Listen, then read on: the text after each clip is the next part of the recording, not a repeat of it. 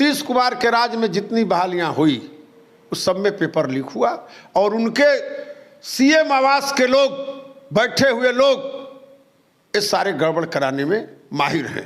PSC TRE 3 paper leak के मामले में राजद के विधायकों ने जिस प्रकार से मुख्यमंत्री पर सीधे सीधे पेपर लीक का आरोप लगाया है, आप जान करके हैरान हो जाएंगे। जी हां, वही राजद के विधायक जो कि शिक्षक बहाली की प्रक्रिया में नीतीश कुमार जो मुख्यमंत्री हैं उनके साथ थे, जिनके समय में शिक्षकों की बहाली हुई, उन्होंने पूरा भंडाफोड़ कर दिया है और सीधे शब्दों में नीतीश कुमार को जो है और उनके सचिवालय में जितने भी मंत्रिमंडल में लोग हैं सभी पर पेपर लीक कराने का गंभीर आरोप लगा रहे हैं। वो तमाम चीजों को हम आपको वीडियो में दिखाएंगे और बताएंगे, आप तमाम चीजों को देखिए। साथ ही साथ तेजस्वी यादव किस प्रकार से ताल ठोक रहे हैं कि उनके समय में जो है कि कोई गड़बड़ी नहीं हुई, वहीं पर उन्हीं के विधायक ने साफ शब्दों में कबूल किया है कि जो भी नीतीश कुमार के समक्ष जो भी बहाली हुई है सब में पेपर लीक हुआ है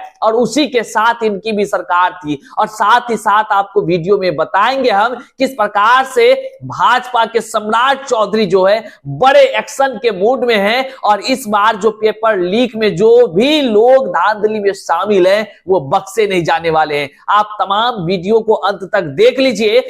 चूंकि आपके पास यदि 10 मिनट का भी समय नहीं है तो इसी तरह आप जो है कि तैयारी करते रहेंगे, परीक्षा देते रहेंगे और पेपर लीक होता रहेगा। साथियों, आपसे नम्र निवेदन है कि आप इस वीडियो को जन जन तक साझा कीजिएगा, क्योंकि बड़ी जानकारी और बड़ा चीज निकल कर सामने आया है जो कि आपके लिए है बेहद महत्वपूर्ण। चलिए करते हैं वीडियो को शुरू। उससे पहले नमस्कार, मैं हूं हरे कृष्ण प्रकाश और आप देख रहे हैं साहित्य आजकल। साहित्य आजकल का मतलब ही है वह सच्चाई जो जाननी आपके लिए है बेहद आवश्यक। चलिए, चैनल पर नए हैं एक सब्सक्राइब कीजिएगा, अपने तमाम साथियों तक साझा कीजिएगा।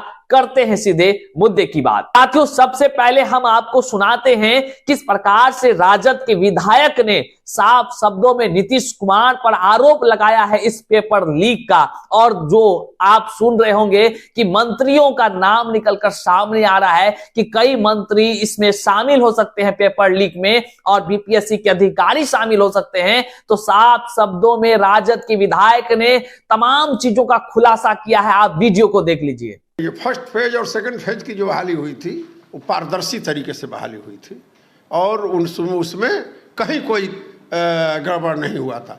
अब ये लोग इस चीज को प्रमाणित करना चाहते हैं कि जब तेजस्वी थे तब भी गड़बड़ हुआ था, वो ये करना चाहते हैं।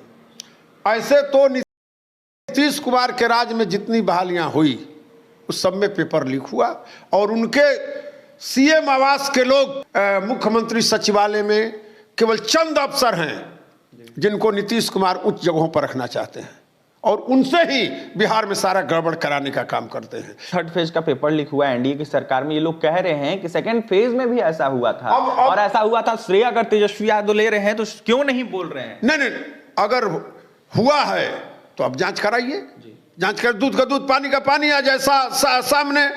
और जहां तक सवाल है कि लोक सेवा आयोग का चेयरमैन मुख्यमंत्री नियुक्त करता है, उप मुख्यमंत्री नियुक्त नहीं करता है, उसके मेंबर की नियुक्ति मुख्यमंत्री करते हैं, उप मुख्यमंत्री नहीं करते हैं।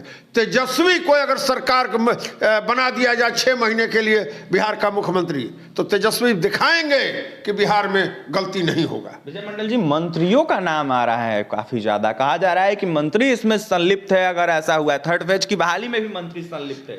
निश्चित तौर पर हमारे नेता ने इशारा किया है अगर हमारे रिजिम के हमारे मंत्री भी गलती किए हैं तो उन पर भी कार्रवाई होना चाहिए और आज जो गलती कर रहे हैं उन पर भी कार्रवाई हो जाए, तब पारदर्शी माना जाएगा। देखिए, तो आपने देखा किस प्रकार से विधायक साहब जो है कि पोल खोल रहे हैं और सीधे पेपर लीक का जो है कि कह लीजिए तो नीतीश कुमार और उनके मंत्रिमंडल पर सीधा सीधा आरोप लगा रहे हैं। जी हां, ये वही विधायक हैं, उसी पार्टी के विधायक हैं जिसने क्रेडिट लेने का जो है कि होड़ लगा हुआ था और गांधी मैदान से बार बार उन्होंने कहा कि हमने 2 महीने में इतने लाख शिक्षक बहाली की प्रक्रिया को कराया है और एक भी जो है कि फर्जीवाड़ा नहीं हुआ है। अब आप ही सोचिए किस प्रकार से ये खुद कह रहे हैं कि 1 से 2 TRE 1 और TRE 2 में बिल्कुल भी फर्जी नहीं हुआ है, लेकिन अब जो उन्होंने कहा है अपने ही मुख से कि जो भी नीतीश कुमार के राज में बहाली हुई है सब में पेपर लीक हुआ है, और यह बात इनको पता था लेकिन ये लोग पहले नहीं बोले। लेकिन अब आपको हम दिखा रहे हैं, देख लीजिए किस प्रकार से जो है कि तेजस्वी यादव जी भी बड़ा ही ताल ठोक कर कहते हैं कि कोई लीक नहीं हुआ था हमारे समय में। मतलब कि हमको जब 17 महीने का उप मुख्यमंत्री बनाया गया तो हमारे समय में कहीं कुछ नहीं हुआ। अब देखिए जो भाजपा की सरकार आ गई है गठबंधन की, तो देखिए पेपर लीक हो गया। तो आप पहले सुन। 17 महीने में कोई पेपर लीक हुआ था क्या? और इसी को कहते हैं असल माफिया राज।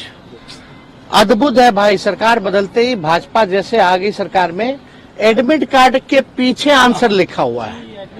देश में ऐसा कहीं नहीं हुआ, ये अद्भुत। कुछ लोग माफिया राज खत्म करने की बात करते हैं, लेकिन हकीकत में हो क्या रहा है?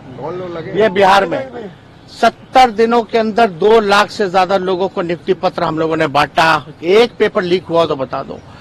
तो आपने इनको भी सुन लिया कि देखिए इन्होंने क्या कुछ कहा, लेकिन एक बात याद रखिए तेजस्वी यादव जी, जब आप सरकार में थे और जब ये नियुक्ति पत्र बंट रहा था, तमाम शिक्षक अभ्यर्थी दर दर की ठोकरें खा रहा था, हर कोई आवाज उठा रहा था, बोल रहा था, लेकिन आपने सुना क्या? कौन TRE 1 और TRE 2 में डोमिसाइल नीति को कौन खत्म किया था? और साफ ही साफ आप क्यों नहीं जवाब देते हैं? कैसे जो है कि बाहर से इतने सारे लोग की बहाली हो गई, यहां तक कि आरक्षण का भी कोटा को आपने जो है कि नहीं समझा, और किस प्रकार से आपने बहाली में जो है कि गड़बड़ी हुआ कि नहीं हुआ। अब जो आरोप लग रहा है, आप कहते हैं कि 17 महीना में तो हुआ ही नहीं, लेकिन एक बात हम आपको बता दें, जिस प्रकार से EOU की टीम को साक्ष्य हाथ लगे हैं, वहीं पर बड़ी जानकारी निकलकर सामने आ रही है कि TRE 2 में भी बड़े व्यापक पैमाने पर धांधली हुआ है। ये हम नहीं कर रहे हैं, बल्कि खुद राजद के विधायक भी कर रहे हैं कि नीतीश कुमार के माध्यम से जो भी बहाली निकला है सब में कहीं ना कहीं पेपर लीक हुआ है। ये खुद बोल रहे हैं। कराने का क्या क्या आरोप लगाए आपने तो सुना ही, लेकिन यहीं पर तेजस्वी यादव जी के तरफ से जो है कि भाजपा पर आरोप लगाए जा रही है, वहीं पर भाजपा के तरफ से क्या कुछ कहा गया है आप पहले सुन लीजिए। ने सीधे आरोप लगाया है कि पेपर लीक मामला जो हुआ बीपीएससी का वो बीजेपी की तरफ से कराया गया है, क्योंकि 17 महीनों में दिमाग खराब हो गया क्या उसका? ये राजद नहीं है, दिमाग ठीक कर ले। एक एक चीजों की जांच हो रही है।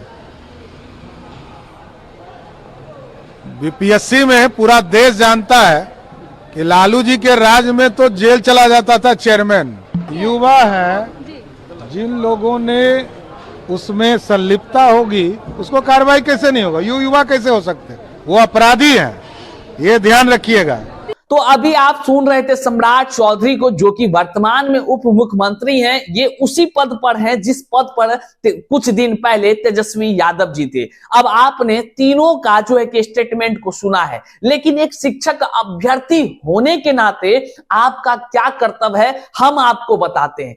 आपने अभी जो सुना है उस पर थोड़ा सा गौर कीजिए, हो सके तो एक बार बैक करके फिर से स्टेटमेंट सुनिए। उसमें कहा गया है, अगर तेजस्वी यादव की बात करें तो उन्होंने कहा है कि TRE 1 और TRE 2 में कहीं से कोई तरह की धांधली नहीं हुई है। गौर कीजिएगा, TRE 1 और TRE 2 में धांधली नहीं हुई है। अब आपसे पूछ रहे हैं क्या धांधली हुई है या नहीं हुई है? क्या बाहर वाले जो है कि कहीं ना कहीं कुछ ना कुछ खेला करके यहां पर पहुंचे हैं कि नहीं पहुंचे हैं? क्या TRE जो 3 के तरह पेपर लीक का मामला क्या TRE 2 में हुआ है कि नहीं हुआ? आप क्या कुछ जानते हैं? आप कमेंट बॉक्स में जरूर कमेंट कर करें। अब भाषा की आहारता सुनी जो किया गया था वो किस में किया गया था? क्या सम्राट चौधरी थे उस समय? क्या उप मुख्यमंत्री के पद पे कौन थे? आप कमेंट में आप ही बताएं। साथ ही साथ किस प्रकार से इसके जो राजद के विधायकों ने साफ शब्दों में कहा है, आप गौर किए होंगे कि जो भी बहाली हुआ इस सब में खेला जो है कि नीतीश कुमार जी के सचिवालय के तरफ से जो है कि हुआ है, और साथ ही साथ कई मंत्री संलिप्त है, उन्होंने भी इसका स्वीकार किया है। अब जरा चिंतन कीजिए, जब सरकार में ये थी, ये कुछ जो है कि तमाम शिक्षक अभ्यर्थियों के हित में क्या किया है आप सभी जानते हैं। और एक बात के लिए तो हम धन्यवाद देंगे इन विधायक जी को कि इन्होंने कहा कि यदि हमारे पार्टी का जो है कि कोई भी लोग इस बीपीएससी पेपर लीक के मामले में शामिल होगा तो उस पर कार्रवाई होनी चाहिए, इन्होंने कहा है। लेकिन ये भी तेजस्वी जी के तरह कहें कि टीआरई 1 और 2 में कहीं कोई धांधली नहीं हुआ है। अब आपको सोचना है, देखना है और जन जन तक इस बात को पहुंचाना है कि देखिए क्या क्या खेला चल रहा है वर्तमान में, और जो है कि सत्ता के शीर्ष पर बैठे लोग किस तरह से जो है कि भुंजा रहे हैं बातों को कि हमको दे दीजिए 6 महीना फिर से तो हम कर देंगे। आप समझिए बात को, आपका अंगूठा केवल वोट देने के लिए नहीं बना है, समझिए। वहीं पर सम्राट चौधरी की तरफ से जो कही गई है उस इशारे को भी थोड़ा सा समझिए। इन्होंने कहा है कि ये राजद की पार्टी नहीं है, ये जो है कि जो लोग इस धांधली में शामिल होगा वो सब नपे जाएंगे और किसी को बख्शा नहीं जाएगा। आपने सुना, तमाम बातों को सुना है। अब देखिए, अब हम आपको बता दें, एक शिक्षक अभ्यर्थी होने के नाते तमाम तरह से सब खबर जो है कि हम लोगों तक आ रही है कि टीआरई 1 और टीआरई 2 में भी व्यापक पैमाने पर टीआरई 3 के तरह ही धांधली हुआ है। आरा के सेंटर पर उसी प्रकार से सेंटर बनाया गया था, प्रश्न उत्तर रटाने वाला सिस्टम था, गोपालगंज तमाम जगह से लोगों को ला करके रटाया गया था। अब पेपर लीक का जो मामला में प्रेस है वो प्रेस वही था जिससे कि टीआरई 1 और टीआरई 2 हुआ। टीआरई 3 में भंडाफोड़ हो गया और टीआरई 1 टीआरई 2 तो उनके समय में हुआ।